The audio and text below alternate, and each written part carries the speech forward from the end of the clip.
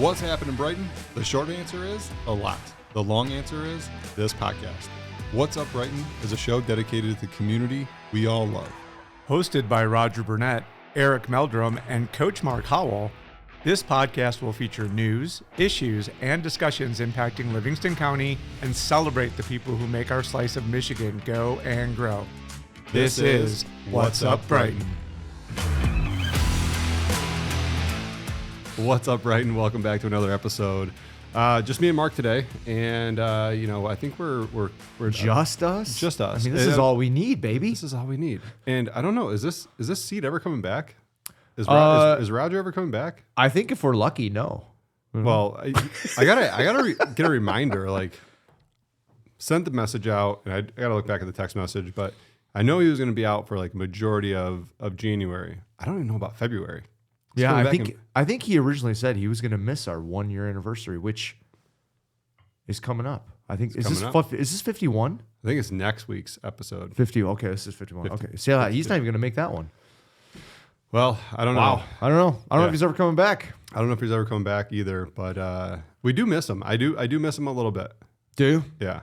He carries the load with kind of moderating. He does a good moderator job. Yeah, we were just talking about that in the mods of the group. Like, I unleashed a powerhouse of an admin team in there. Like, I feel like it's just the gauntlet has been thrown down, and like they're just taking care of business in the group. Yeah, I love that people associate us like with the group. I think through the podcast, but beyond that, like, I don't want to be associated with that group in terms of moderating it. Like, I'm not in charge of that group. Oh, so what you're saying is like, don't DM me? Yeah, don't DM. I think some people are trying to like, get something through or whatever. So they'll be like, oh, I know Mark. Like, I think he's moderator of the group. Like, I wield zero of that power. Yeah, you could. I choose not to even like go into it and even like check it out, because it's just every once in a while, I'll see the little shield with like a dot next to it, and like, oh, I wonder what notifications are in there. So I'll check it out, and it's like, 14 pending acceptances in the group. I'm like, yeah, nope, I'm not even going there. Yeah, I know. Well, I mean, heavy wears the crown. I mean, it was a long time. It's a lot of work. Like, I know we've talked about this show about this topic on the show before, but you get numb to it at a certain point, and you're just like, what are we doing? Yeah. There's certain things in the group that, just everybody really feels, and I've always said this, like, everyone really feels like, oh, it's a freedom of speech thing. Like, you should be able to say whatever you want. Like, yeah, not really. Yeah. Right. Like, it's kind of common decency to be respectful and just, like, if is that common though? Is that common? I feel like it's more uncommon. I think social media has really amplified that. Yeah. Right. You got the keyboard warriors. You're able to sit back and kind of spew off with no repercussions at all. Right. Nobody's going to be, in your face like, hey, dude, you just were a complete a-hole. Like, you got to pay for that. Yeah. And I think a lot of people don't realize, like, you wouldn't say that to somebody outside of the internet or the interwebs, just like it's ridiculous, but that's neither here nor there. Like, Roger's coming back at some point, I believe. We think. I think he is. Well, you guys let us know in the comments. Like, do you guys miss Roger? Should he come back? Ooh. What should be like the first episode? Should we figure out like how we fold him back in? Like, maybe as a guest on the show? I don't know. Maybe. Yeah, there's a lot of possibilities here. I know, right? He'll get a kick out of that. Maybe we just send him out into van life forever. Yeah. Mm-hmm. So speaking of van life, but life here in Brighton, wanted to get into a little bit because, like, what a segue! Yeah, bingo, bam, right. So I wanted to get into a topic that's been on my mind lately. Living in Brighton is somewhat of a pleasure for me because I grew up on the east side. You've lived here your whole entire life. Yep. You don't know anything else. But a lot of people, move here specifically for kind of the lifestyle. And, you're raising your family here. I'm raising my family here. I just wanted to kind of talk, like, for anybody that might be thinking about, moving, or, you hear the people that have lived here for a while complain about growth, complain about things that are happening, here in the city. Like, just kind of get into what we as dads, kind of experience, raising our families in Brighton, the good, the bad, some of the ugly. Yeah. And like, I just wanted to, share my experience with anybody that might actually be listening to this episode that's thinking about moving to Brighton. Right. Because that's a topic that a conversation I have quite often with clients, moving here. And one thing that I notice time and time again is most people are looking, like if they're like you and I, they're looking for a good place to call home that is safe. Yes. That has a community vibe and has things around to do. Right. For you and your family. Right. And I know it's kind of the basic, like drilling down on each of those has a whole different topic conversation for each of them. But like, those are the basic things.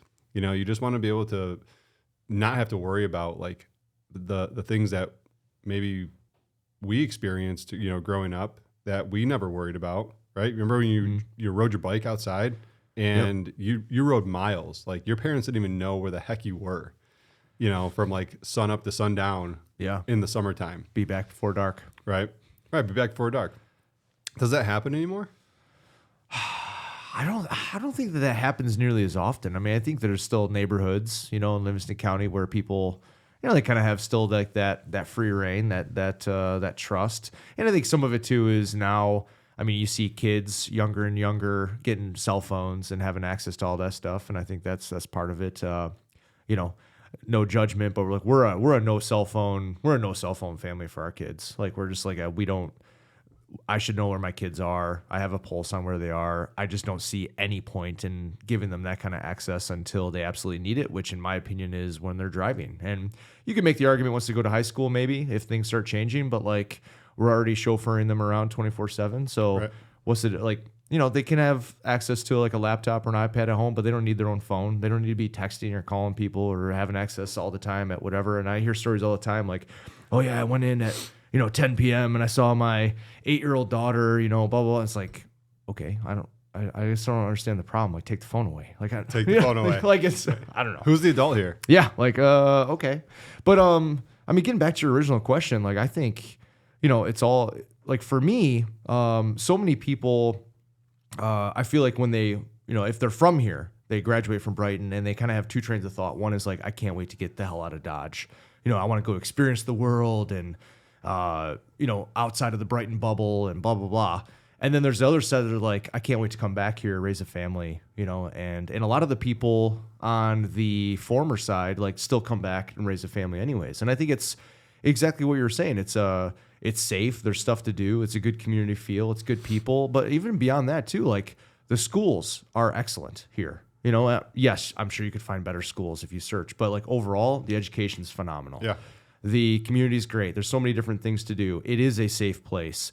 And also like in terms of safe, like although it might be a bubble, it's also like anticipated and you can, I don't know, it's fairly, what's the word I'm looking for? Like predictable, like there's not a lot of abnormal things that might happen in or around this community. And so it makes it easier to kind of control the narrative in your home and sort of raise them in a certain way. And that doesn't mean that you don't have to instill certain principles at home so that people can be tolerant and people can understand that there are, different types of people that come from different cultures and that look and talk and feel differently than everyone else.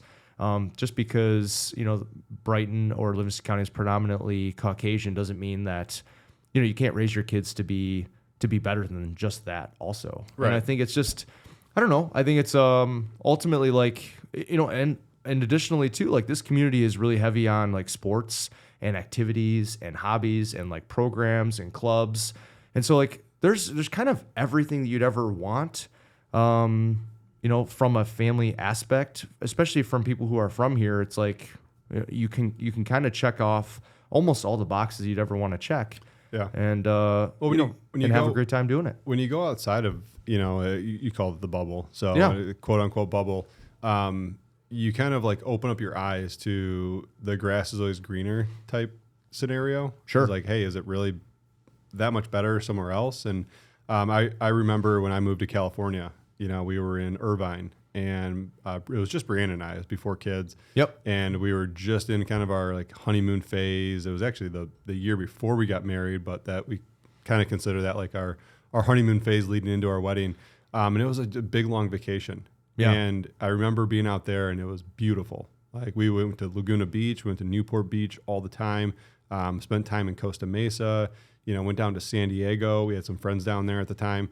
And we were just young, living our lives in California. But, when it came down to like the economics and other socio-economic things that, were going on, we really kind of dove in. It was really hard for us to make friends in California. It was nobody's from there, Right. when it wasn't that like homey feel. We were in Irvine, which predominantly was an Asian population. Okay. In there, and all of these communities were like planned communities. Like you had condos, single family homes, apartments, and then like they had these city centers. It was just the wildest thing. Like you didn't really need to leave a quarter mile. You had everything you need. You had shopping. Okay. You had salons. You had convenience stores. You had restaurants. Everything was right there. But the things that I look at that we were missing was like that community vibe, right? It felt forced out there. It was like, oh, it's just this community is like built, right here in the city center, and then you're just supposed to be, this is your thing, right? You move into that community. There's nothing else, and for that reason, like I loved it out there for the weather, for like the outdoor activities, close to the beach. But you don't love this negative degree weather out here? That's weird. Yeah, I know. It's it's been a long couple weeks. Sad to think about. Yeah, it's like hibernating for the past couple of weeks. Right. But I swear to God, like when we were out there, I wished, like, because it was so sunny, I wished there was like a rainy day. Like I grew up in Michigan, right? And this is weird to say, but like I'm like, why is everyone smiling all the time? Like have a bad day. Like have a rainy day and just like go sit on the couch and like not do anything. Like that's my version of kind of just like resting, right? Not being on the go all the time. And so California was great, but that's the thing I love about, Brighton here is like you get a little bit more of that as you venture out. And I think everybody should, go experience other cities. Like don't just stay in the same spot. Like you'll never know, right? Those are the people that have lived here for 30, 40 years and like grew up here and never left. They're like, oh, I hate Brighton. It's like, well, you don't know anything else. Mm-hmm. Of course, like you're always going to like be resentful that you never went and experienced other places. We did, we ventured out. We lived in Kalamazoo, California, Ann Arbor, neither one of us were from any of those cities, right. So we got a good idea of like what else was out there and some different lifestyles. That way you can kind of reset, okay, what's important, right? What was important to us before we had kids was not important to us once we had kids, right? And probably the same for you guys. It's like, well, if I don't need to live in a small town in my 20s, why the heck am I going to do that? Yeah. Right? I'd be bored out of my mind in a small town in my 20s because all we were doing was partying. Yeah. Right? You're looking about your college days, you're like, man, I was going out every single night. I want access to the clubs and all that stuff. But now I'm like, I really don't care. Well, Canada wasn't that far away. And, Lou and Carl's held it down in those younger years for me. Rented a house in downtown and just, walked back and forth. There's ways around it. So you grew up in Brighton. You went to Canada too? Oh, all the time. Yeah. All the time. All right. Yeah. That was more of like a college thing. Plus, like, I was a little bit older. So I was like 20, 21. A lot of my friends were like 19 and 20. So... yeah, we go hit up Canada. Windsor was like a rite of passage. Oh, it was the bomb, man. Yeah. It was the best. So did you guys drive to Windsor and then come back and then drive home? I can neither confirm nor deny coming back the same night, but we did go there and we had a quick turnaround. I guess that's the best way I can answer that. We made a lot of, rookie mistakes. Made a lot of bad decisions. A lot of very, very bad decisions, and we're fortunate that no one was hurt in the making of those said decisions. But a lot of funny memories, a lot of funny times, and just young and dumb and not really thinking things through. But life is a party at that age. Hey, you got to, and that's like you got to go experience that. Everyone's got to go to Canada at least one time, yeah. Right? I mean, when you're 19, you just got to go check it out. Go to Windsor. Apparently, the youngins don't do that anymore. That's just weird to me. I don't know. Like, That was so fun. Dude, we grew up without cell phones. Yeah. Like like if I remember, because you were so influential as a group of like friends, and I saw Mel Robbins. You know who that is? Motivational speaker. Yes. She's fantastic. I love her. But she was on a podcast, and she was talking about, the different groups of friends that you have growing up, and like how once you get past college, your ability to move into friendships becomes way, way harder. Yeah. Right. And think about that back then when we were kids. We were in a school system. We were in the same elementary school. Then all those kids went to the same middle school. Then all those kids went to the same high school. So you had your friend group basically moving with you. Yeah. Right. So you were just part of this group of people that was moving up into middle school, high school. And then, some of those friends went to college, or you kind of got like your cohort at college. Maybe you were in sports, and that team became, your inherent friends, or maybe you joined a fraternity or a sorority, and those friends were just built into that ecosystem. As soon as all that stuff's gone, right, and you have to go kind of quote unquote salvage on your own, right, like friendships, and go meet people, it becomes infinitely harder. Are you or a loved one struggling with the effects of a stroke? The Oxford Center in Brighton, Michigan offers a cutting-edge alternative stroke treatment that can help stroke victims even years after having a stroke. Our approach combines traditional medicine with evidence-based alternative therapies, including hyperbaric oxygen therapy. This advanced treatment involves breathing pure oxygen in a specialized environment that can stimulate the growth of new blood vessels and promote healing in the brain. We also offer physical therapy and speech therapy programs to help patients regain their strength, coordination, and ability to communicate. Contact the Oxford Center today at 248-486-3636 or visit the website at oxfordcenter.com to learn more about the alternative stroke treatment options, including hyperbaric oxygen therapy. That's 248-486-3636 or visit oxfordcenter.com. Even just that principle alone, like that speaks almost right back into the principle of like why, especially someone like me coming from Brighton, like why I love Brighton in the first place. Like it just feels like home. The people feel like home. A lot of these people are people that I have known for 30 years, and it's just comfortable. It's easy. I don't know. It just makes it's easy for me. Yeah. But, yeah. I mean, it is easy for sure. And, I don't know where I was going with that, but I thought of that, like Mel Robbins episode talking about going to Canada, because like when we didn't have cell phones, it was just where everybody was going. Yeah. Right. You remember when it's like, hey, what are we doing tonight? It's like, we're all going to this. I don't know. Like, they're having people over, or, you're going to this. You're like, all right, I guess that's what I'm doing. Yep. No big deal. All right. Gather up, round up, then someone's parents were out of town. You're like, oh, they're having a house party. House party. There you go. They don't even know it yet. In high school, it was the CVS parking lot or the park and ride. Park and ride. Wow. I have no idea. I actually was never one of those two people, but like that was like a really big thing. Like, oh, we're all gonna meet up at CVS parking lot. We're all gonna meet up at the park and ride and do what? Just hang out. Talk, where the CVS on. That's no longer there. Oh, okay. Yep. The one that's no. Okay, gotcha. Yep. Weird. I don't know. High school stuff. Yeah. Kids still do that at the Howlmeyer. I see it all the time. They have all like their, kind of done up cars, road rally type cars, and they all meet up. There's a big collection of them almost nightly. Yeah. And they all hang out. And a few times, I've heard different people say stuff, and you're like, what are they doing over there? I'm like, that's literally exactly what like high schoolers did. Yeah. 15, 20, 25 years ago. We were cruising Gratiot. We would go up and down Gratiot, in our, people would have sports cars, and like, and then you had the high school kids that were just there for the joyride, like nothing special, right? Yeah. Just your average day car. Oh yeah. And you're like, just cruising. Just cruising. Love it. Looking for chicks. Yeah. Back then, but good for those kids. I mean, I think the cell phone, going back to, our girls do have phones. Yep. And we are in this like constant battle, and I'm so regretting.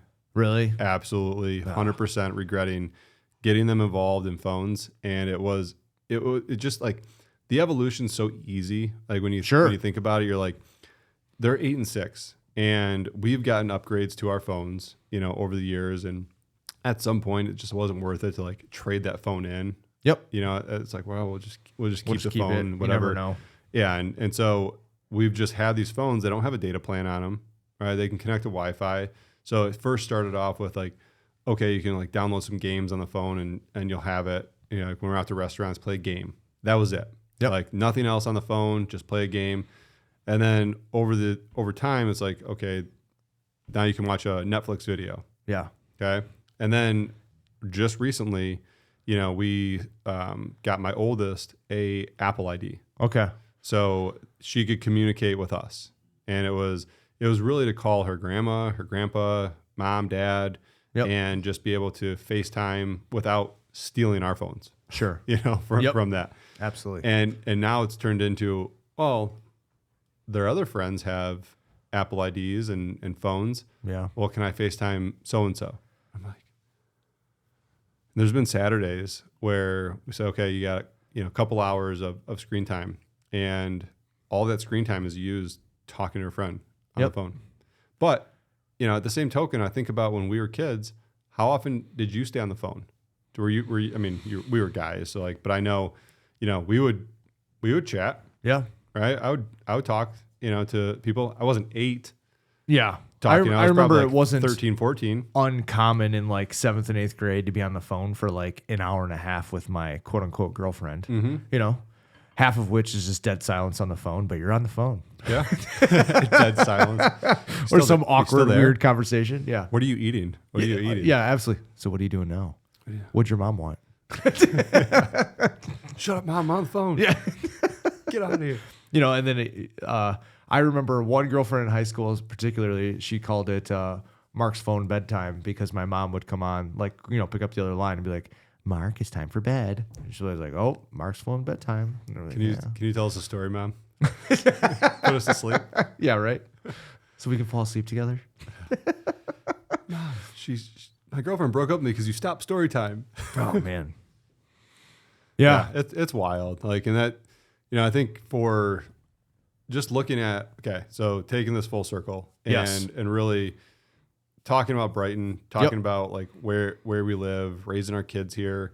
You know, we had. Have I said that I love it here? I don't know. Just Yeah, put it out there. I Okay. thought that was implied. Oh, I thought that was implied. But yes, if anybody's wondering, Mark has never left here. He loves it here. I love it here. Weird. You know, Weird. I know. we've been here since 2016, and I couldn't imagine like, you know, raising our kids anywhere else. I mean, Yeah. I'd be trying to replicate what we have here Yeah. in our environment, Absolutely. you know, with good school systems. And, you know, for me, I'm sure of it. I can probably name 3 to 10 other cities in Michigan that would probably get the same vibe and same feel, right, from a community. It's just a matter of what you identify with, and like where. I even hate using that term, but like, you know, what feels like home to you, Right. right? Because I've helped people move here from small towns that are like, well, Brighton's a little bit too big for us. Like, there's Yeah, too much which is going fine. on. Like, I Right. need It's just something too busy. smaller. You know, Right. like, okay, cool. Like that's your thing. Like, I grew up in St. Clair Shores. Like, it was nothing but suburbs. Right. And, you know, congestion and like traffic and like all the things. Like you go in there, houses are like right on top of each other, right? It's like, that's Metro Detroit at its finest, you know. But moving out here, where else are you going to get a half acre, you know, 3/4 of an acre lot, nice house, you know, overlooking a pond or a lake, tons of lake communities, and then have access to all the great shopping, all the great restaurants in the downtown area? Well, and overall, feel like you're surrounded by good, educated, quality, successful, ambitious people. You know, I mean, it's not obviously 100%, but something I was thinking about too is like, you know, just surrounding your kids also around like other like ambitious, you know, people that are entrepreneurial in spirit, solopreneurs, people that have had big dreams, that have started their lives out of nowhere and now have made something of their lives. Like, that's kind of what this community's built on, you know, like I mean, heck, all the businesses that you see essentially throughout the course of Howell and Brighton, Livingston County, are just small business owners, people who took a risk, maybe are from the area. They started the business from nothing, and now they're making their way. Like, I don't know, that's another great example too, just for your kids to see and be like, hey, Yeah. anything's possible. If I have a dream, I should pursue it. Yeah, there's a ton of that. And like, you know, Did you know that Livingston County is the #1 wealthiest county in Michigan? I did. We surpassed Oakland not too long ago, right? Which is crazy to think about. It is crazy. You know, when you look at like other factors, population, and you know, like, I know they go off of per capita, right? You know, but at the same time, you got cities like Birmingham, West Bloomfield, where homes are selling. Like, but here's the stats. That just goes to show you that there's that many more people in Oakland County. Yeah. And there's that many top earners in Oakland County compared to the people that live in Livingston County that are top earners, right? Meaning there's probably like, I don't even know the number, but I would have to guess like probably 5 to 10 times more people in Oakland County than Livingston County. Yeah. All right. Crazy, man. It is wild. But, you know, at the end of the day, you got to find what feels like home to you. And I think it's important to note, like, we're not perfect, and I don't think that our community is perfect. But when you start to look around, it's like, does this check, you know, out of the 10 boxes I'm trying to check, does this check 7 out of the 10 for most people? And I think the answer is yes. It might not check all 10, but find me a place that does, aside from like Hawaii. I mean, it's just not because Hawaii is like my, you know, it's a dream. But I mean, find me a place that does check all the boxes, and the answer is you're not going to find it, so it doesn't exist. Right. So, you know, if you can find one that's closest, if you can find me something better than here, like, I will both disagree with you and probably punch you, and then I'll still listen, but I will think that you're wrong. Yeah, at the end of the day, like, you know, you get outside of Brighton specifically, Michigan is a very, very under the radar, you know, state for a lot of people. Yeah. It's like, well, they have snow. Right. Right. It's like, oh, let's just write them off. Right. Yeah. I can't, snow. I can't live there.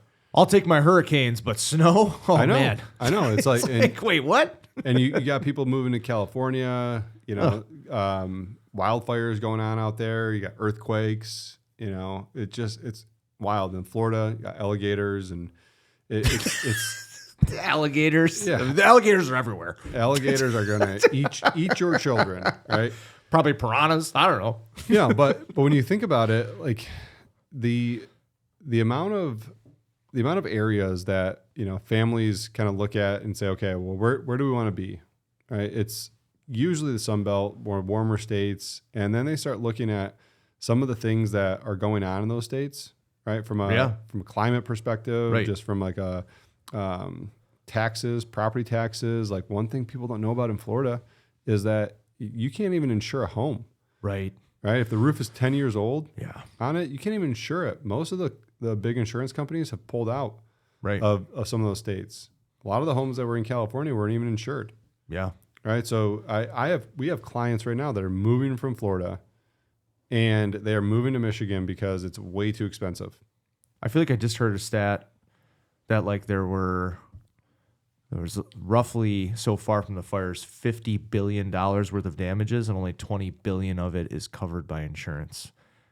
I was like, I feel like it's a low number. It probably is, but like less than half. I mean, basically, it's way less than half. Yeah. You know, is even that was a huge amount of land that was wiped out. Yeah. Is it still even going on? I don't even know. No, I don't watch really the news. I don't really watch any of that stuff. Fires are kind of done. Okay. Crazy, man. That whole thing was just wild. I mean, there's so many conspiracies. Oh, I'm sure. You know, people starting them, and like there was evidence of people putting fuel to the fire. You know, as they're going, like pouring gas on it, literally. People are crazy. They're just like, what's wrong with you? Like, really? Like, yeah, what we want to do to this fire is we want to make it blaze even more. Okay, crazy person. It was devastating. Yeah. You know, but a lot of people, you know, are looking for that next kind of like, where's home? Yeah. Right. And, you know, it was California for a lot of people, but most of the people have, you know, are never going to go back there. I've been watching some stats that, you know, said that 70% of the people that lived in the Pacific Palisades are not returning. Well, you know, Californians don't need to move here. I'll just put that out there into the world.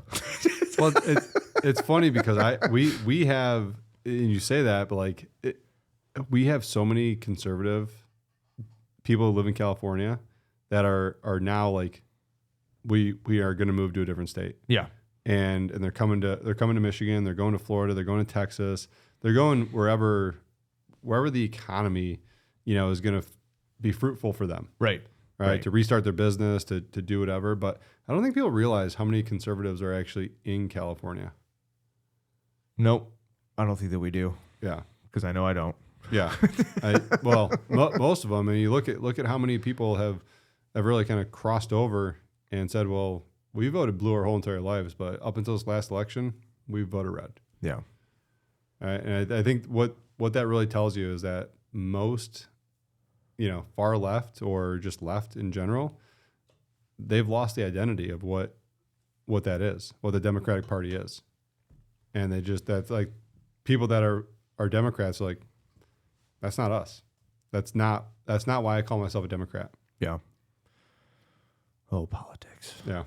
Well, not to get politics on, right. on the show, but going back to the beginning of the conversation, you're raising your family in Brighton for tons of reasons. Yep. So are we. The things that are really important to us, just having that good sense of community, having people surrounding, like you said, that are like-minded, entrepreneurial, love just, being a part of the community, love giving back to the community. And that's really what Brighton is for me. Like putting it in a time capsule, if we could capture what we have right now and just bottle that up, that's exactly what it is. Yeah. Very cool. Yeah. Well, cool. Well, that's it for today's episode. Rock and roll. We'll rock and roll. Family life in Brighton Family and life. the surrounding areas. Yeah, make sure you guys subscribe and tap that bell so you're notified every time we come out with a new episode here on What's Up Brighton. And me and Mark, we'll see you on the next one.